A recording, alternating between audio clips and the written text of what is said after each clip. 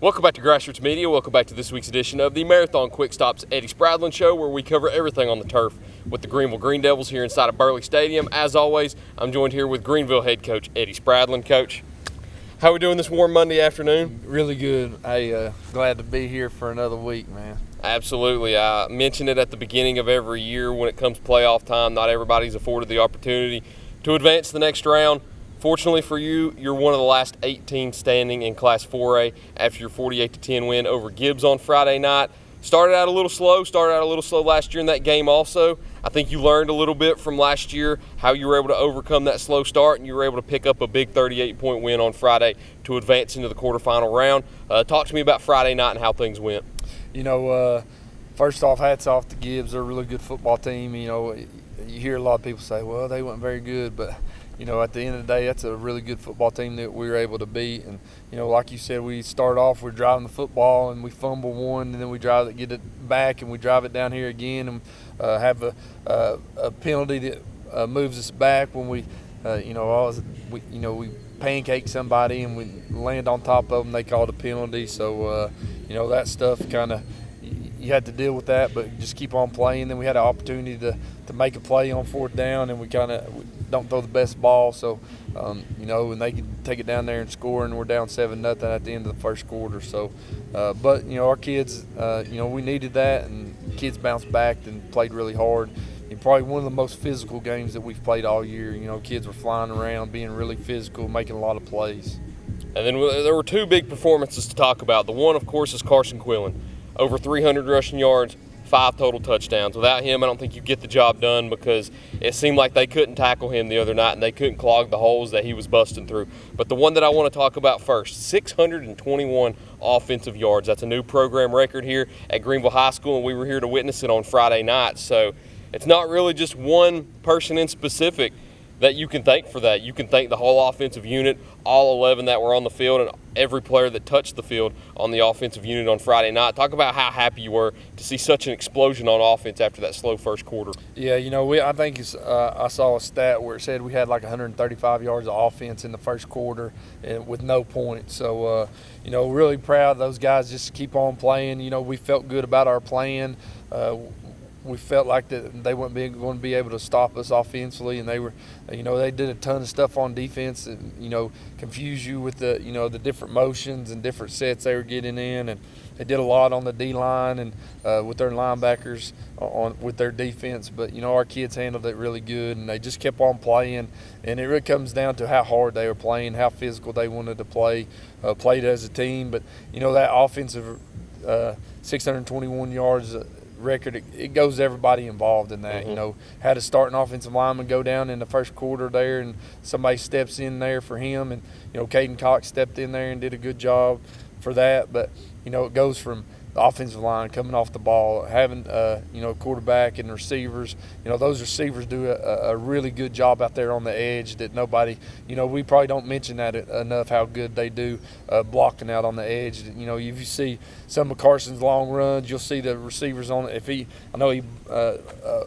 took one down the left sideline, and both those receivers that are lined up on the right side are down there making blocks when he's getting close to the end zone. So really hats off to everybody involved, like you said, on the offensive side of the ball. And then Caden, another terrific night also. He was 10 of 14, 178 passing yards with a touchdown to Zayden Anderson, had 38 rushing yards too. Talk about how he was able to stay composed in the later rounds of the playoffs that he's not reached yet. Bless you there. Thank you. But him, you come in there, and he's he played probably his best game round one. Then he had a slow start. He had a fumble there, didn't throw a good ball there on those first two drives. But I tell him, just keep on doing your game, and he responded and had a really good game after that first quarter. And then, of course, he was able to find Zayden again. And it's funny, we came in here last week and we talked about how he had a career-high 117 yards. Well, for the second week in a row, he matched that exact total. He had 117 yards again. This time on 2 less receptions. He had 3 this time with a touchdown. We always talk about how Zayden's an explosive weapon out there on the edge, and it's important to find him. And Caden was able to do that for 3 times. 1 reached the end zone, and it helped boast that stat of 621 total yards the other night. Yeah, for sure. And, we missed a couple balls there with Zayden's open that we could have even been more yards on that. that total. But you know, for us to continue to keep on playing, we got to be able to complete those balls. We got to get the ball in those receivers' hands, son, to make big plays. You know, it's going to be opened up. Everybody's got to stop that the running game, and it just opens up that passing game. And you know, we've been able to take advantage of that. And you know, Zay had, you know, like you mentioned, a couple big plays, and then, you know, we got the ball in Terry Clarity's hands on the jet stuff, and you know, he did a really good job running the football. Griffin caught a big pass, and then Cole Smith got involved, got a big pass over the middle there.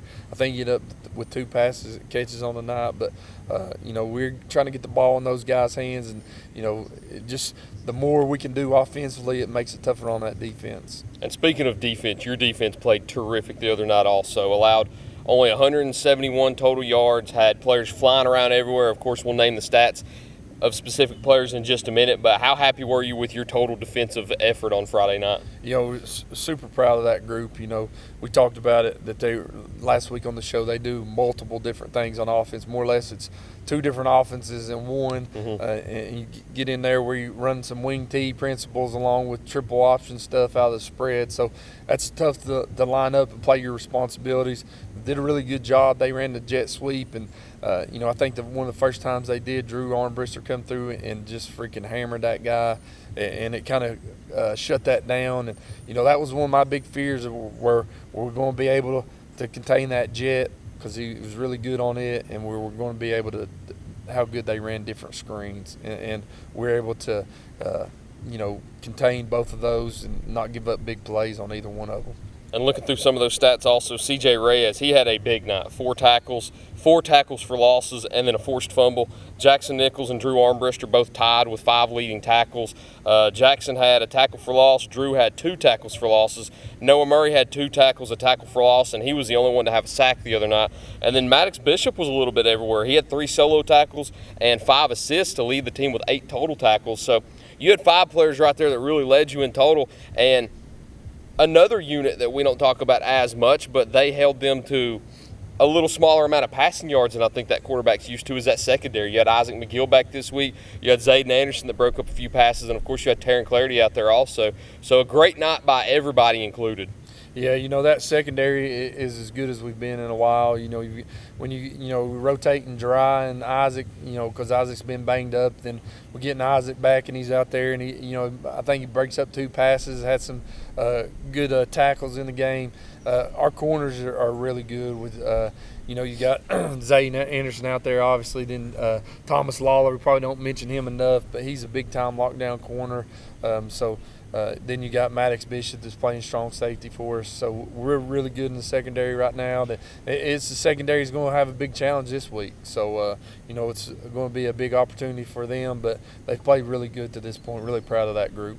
Putting the final touches on the 48-10 win over Gibbs, moving on to the quarterfinal round now, where you meet a very familiar foe in Anderson County, a team that you've played now for I can't remember how many years in a row in the playoffs, but it's been a meeting this week every year, it seems like now, and you get to go up there to Anderson County, a place where your season ended 2 years ago, and I know you're going to be looking for revenge this year when you travel up to Anderson on Friday. But before we talk about it too much, we need to go ahead and get a break in, so we'll get a word from our sponsors and preview that game against the Mavericks real quick here on Grassroots Media. At Corner Pond, the friendly and knowledgeable staff has the experience necessary to help you out regardless the need.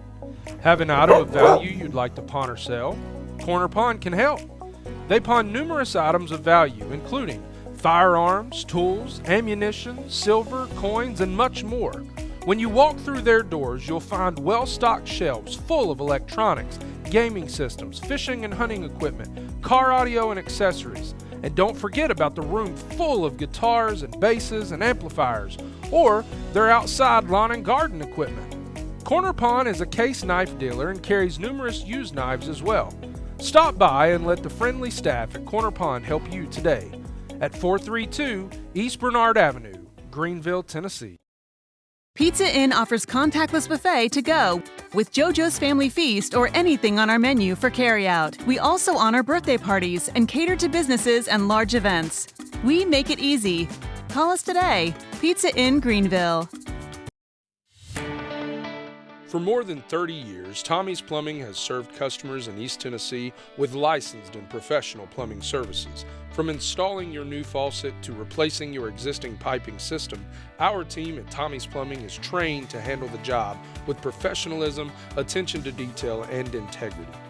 By offering warranties on most products installed by our technicians, Tommy's Plumbing stands behind our work, ensuring that your plumbing needs are not only met, but that your problem is solved for the long term. When you need reliable and professional plumbing service, Tommy's is the only call to make. So give us a call today and let us show you the Tommy's difference.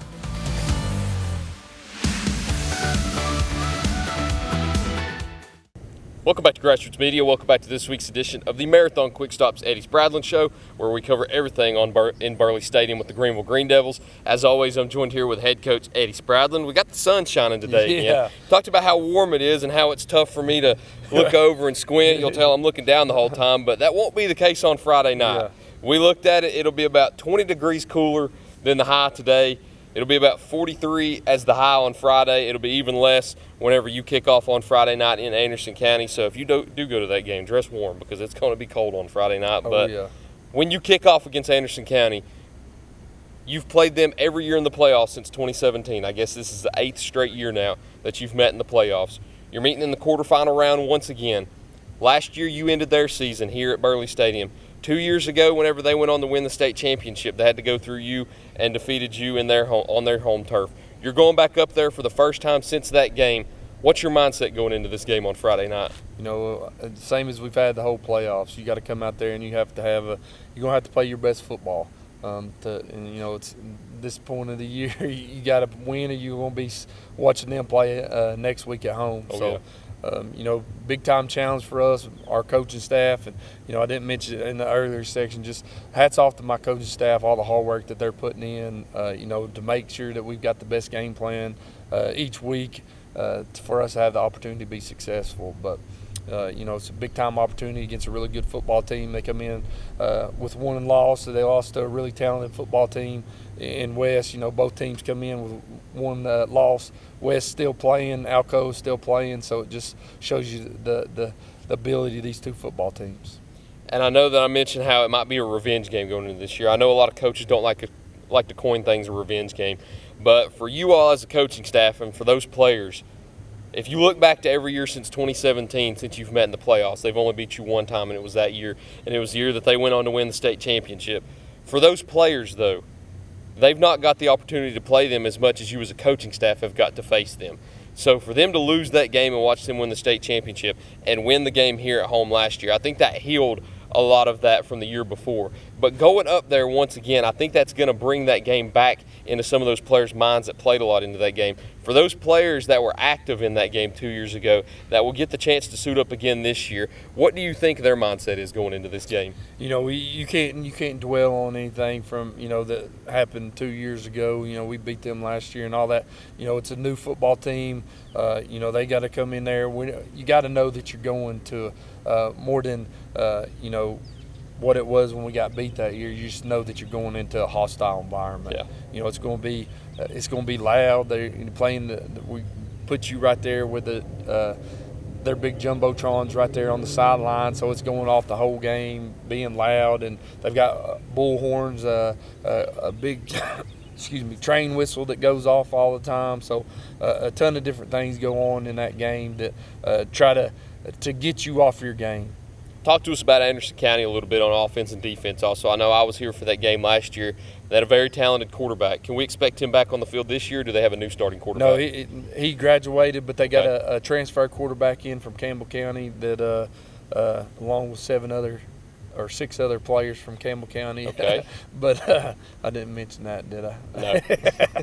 No, but he's a transfer kid from Campbell County who I think he was an all-state player up there last year. Really strong arm. He's getting, you know, a lot of college looks. But, you know, he wants to throw the football. He runs it pretty good earlier in the year, but he's not running as much in the playoffs. But they're going to – starts with them up front with their offensive line. They got a really talented they got a Mr. Football semifinalist running back. So it'll be a big challenge for us defensively. I know they've got a semifinalist as a running back, you've got a semifinalist as a running back. That's one thing that I talk to you each week about, how you're going to be able to get through their defense, and you got to talk about establishing the run. Do you think it's going to be a very run-heavy game on Friday night? We're going to have to take advantage of whatever they try to do against us. They play a lot of forefront stuff, and a lot of games are playing a lot of man coverage to try to stack the box. People's had some success running the football on them. So that we've got to be able to run the football for us to be successful, but at the same time we got to be able to get to those playmakers out there on that edge.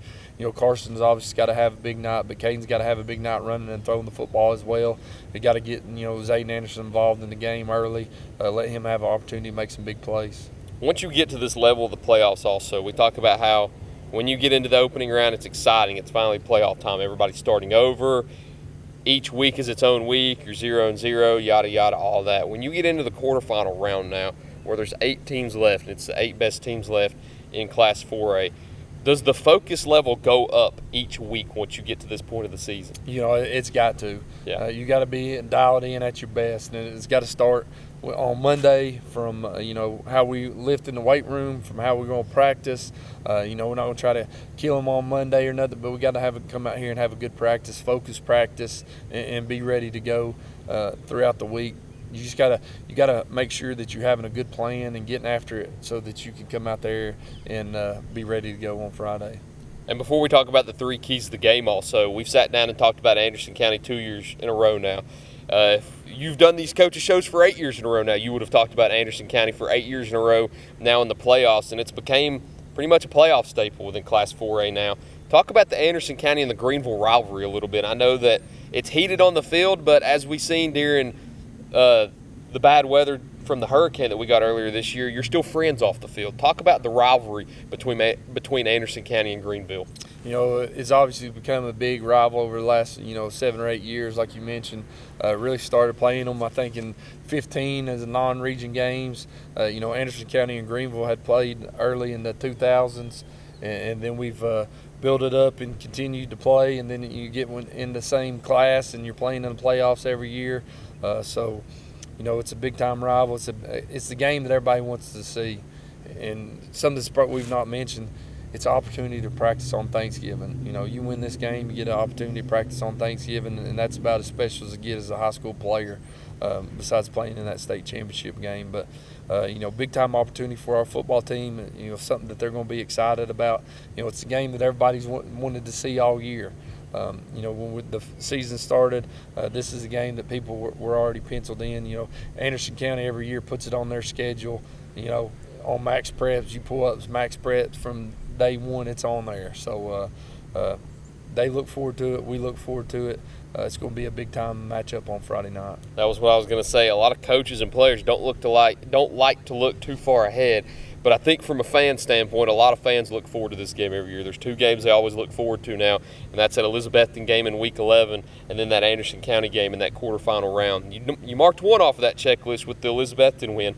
Looking to mark the second off with Anderson County to move back into the semifinals for the second year in a row now. To be able to do that, though, you've got 3 keys to the game that you have to carry out to get that win. What are they when you take on Anderson County on Friday night? One of the first and foremost, you can't turn the football over in games like this. You got to control the ball. We got to be able to run the football. We can't turn it over, and we got to start a little faster offensively in a big-time game. That's key number 1. Key number 2, you got to contain that run game that they've got. We got a really good running back. He's going to get some yards. You just got to limit the number of yards that he's able to get. In this game, you got to be able to cut down on the number of penalties you got. Third and foremost, we're getting some, silly penalties in these games. A lot of them are penalties. You're just playing hard penalties. In this last game, had one dumb penalty that, we could have avoided on Friday night. But other than that, it's just playing hard penalties. You got to make sure there's no dumb penalties. You got to make sure that we're playing good football. In a big-time game like this, you got to have another one in there. Another key to success, we've got to be good on special teams. Last year in that game, we were able to have a fake punt for a touchdown. It kind of got us going offensively. loosen things up for them. So we've got to be able to do that, have those type things and be ready for them to do anything, and special teams wise. And it's going to come down to who can win, in all phases of the game in this game. When you progress each week in the playoffs, not only does the focus level go up, I think the excitement level goes up, not just for you guys and the players, but fans and media and everybody. And the excitement level goes up a little bit more when you see Anderson County on the schedule in the quarterfinal round. So I'm excited. I know you'll be excited. I would shake your hand, but I sneezed on it earlier. So we'll just go with a light fist bump this time. Appreciate I don't want to it, get anybody sick. Go Devils, man. Absolutely. On Friday night, you'll see Greeneville take on Anderson County. If you travel to that game, as always, dress warm and show up early to get a good seat to see the game on Friday night against the Mavericks. So thank you all for watching this week's episode of the Marathon QuickStops Eddie Spradlen Show. Look forward to seeing you next time here on Grassroots Media.